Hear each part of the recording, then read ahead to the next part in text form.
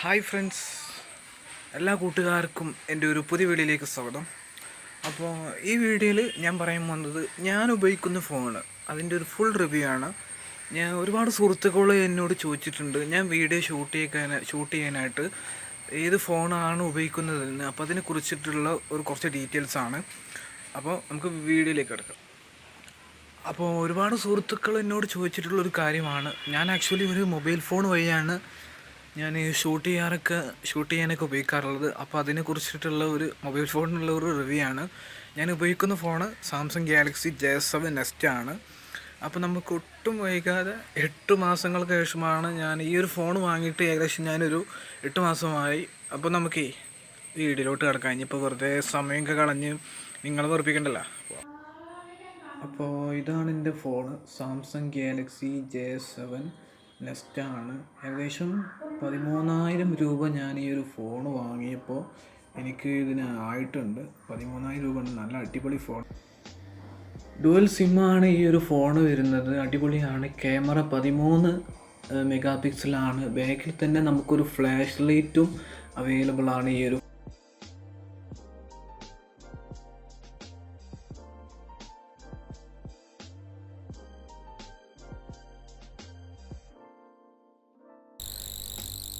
ഈ ഒരു വീഡിയോ ഞാൻ എൻ്റെ ഈ ഫോണിൻ്റെ ക്യാമറ ഉപയോഗിച്ചിട്ട് എടുത്തിട്ടുള്ളതാണ്. ഇവിടെ വെയിലായതുകൊണ്ട് അത്യാവശ്യം കുറച്ചിതുണ്ടാകും. എന്നിരുന്നാൽ പോലും വളരെ നല്ല രീതിയിലുള്ള ഒരു വീഡിയോയുടെ ഒരു റിസൾട്ടാണ് നമുക്ക് ഈ ഒരു ഫോൺ തരുന്നത്. അത്യാവശ്യം നല്ല രീതിയിലുള്ള, അത്യാവശ്യം നല്ല ക്വാളിറ്റിയോട് കൂടി, HD ക്വാളിറ്റിയോട് കൂടി നമുക്ക് ഇതിൻ്റെ ഒരു ക്യാമറ ഉപയോഗിച്ചിട്ട് നമുക്ക് വീഡിയോ ഷൂട്ട് ചെയ്യാനായിട്ട് സാധിക്കുന്നതാണ്. അപ്പോൾ വളരെ 2 GB റാമാണ് എന്നുണ്ടെങ്കിൽ പോലും അതിൻ്റെ ഒരു കുറവും നമുക്ക് ഈ ഒരു മൊബൈൽ ഫോണിൽ നമുക്ക് അനുഭവപ്പെടുന്നില്ല. 16 GB ഇൻറ്റേർണൽ സ്റ്റോറേജാണ് ഈ ഒരു ഫോൺ വരുന്നത്. 32 GB ഇല്ലെങ്കിൽ പോലും വളരെ എൻ്റെ ഇതിന് ഭയങ്കര ഉഷാറാണ്. ഈ ഒരു ഫോണിനെ കുറിച്ച് പറയുകയാണെങ്കിൽ അത്രത്തോളം ഉണ്ട്. എനിക്ക് ഈ ഒരു ഫോണിനെ കുറിച്ച് വിവരിക്കുകയാണെങ്കിൽ പറയുകയാണ് എന്നുണ്ടെങ്കിൽ പോലും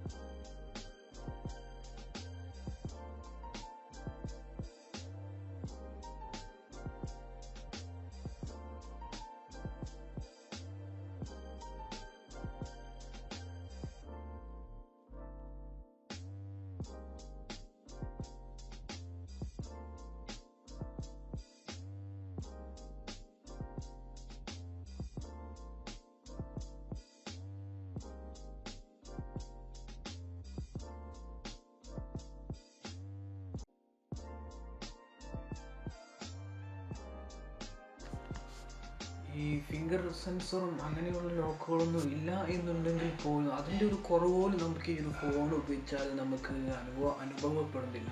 അത്രക്കും ഒരു പെർഫെക്റ്റാണ് ഈ ഒരു ഫോണിൻ്റെ ഫീച്ചർ എന്ന് പറയുന്നത്. കാരണം നിങ്ങൾക്ക് ഉപയോഗിക്കുമ്പോഴാണ് ഇതിനെക്കുറിച്ച് കൂടുതലായിട്ട് നിങ്ങൾക്ക് അറിയാൻ പറ്റുന്നത്. കാരണം ഞാൻ ഈ ഒരു ചുരുങ്ങിയ സമയം കൊണ്ട് തന്നെ എനിക്ക് ഈ ഒരു ഫോണിനെ കുറിച്ച് ഇത്രയും കാര്യങ്ങൾ എനിക്ക് അറിയാനായിട്ട് പറ്റി. ഫിംഗർ സെൻസർ ലോക്കൊന്നും ഇല്ല, എന്നിരുന്നാൽ പോലും വളരെ നല്ല ക്വാളിറ്റിയാണ് ഇതിന്.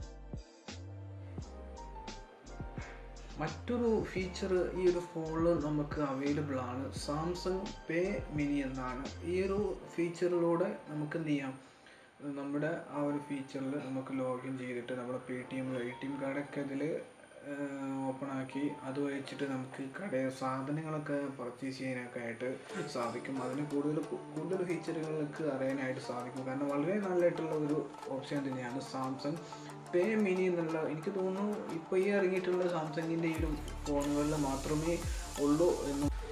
അപ്പോൾ ഇത്രയേ ഉള്ളൂ നമ്മുടെ ഫോണിൻ്റെ റിവ്യൂ എന്ന് പറയുന്നത്. അപ്പോൾ നിങ്ങൾക്ക് വീഡിയോ ഇഷ്ടമായെന്ന് ഞാൻ വിചാരിക്കുന്നു.